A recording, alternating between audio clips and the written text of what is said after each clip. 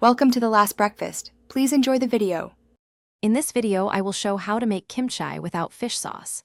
Start by salting napa cabbage to draw moisture and rinse thoroughly. Mix garlic, ginger, gochugaru, and a vegan miso or soy-based umami boost. Massage the paste into cabbage, add scallions, and pack into a jar. Ferment at room temperature for 1 to 3 days, then refrigerate to slow fermentation and enjoy a tangy, probiotic-rich kimchi. Start with simple ingredients you likely have at home, and I'll explain good vegan umami swaps. Use kosher salt for salting, gochugaru for heat, and miso or soy sauce for savory depth. Add grated apple or Korean pear for natural sweetness and fish sauce alternatives like kelp or mushroom powder. Adjust salt and spice after tasting, and always label fermentation jars with the date for consistent results.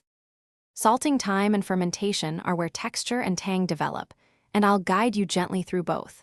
Salt for 1 to 2 hours until leaves bend and release liquid, then rinse and drain well.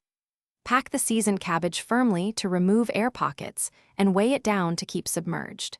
Taste daily after day 1 and move to the fridge once acidity suits you to slow fermentation and preserve flavor. Thanks for watching. If this was helpful, leave a like and consider subscribing. See you next time.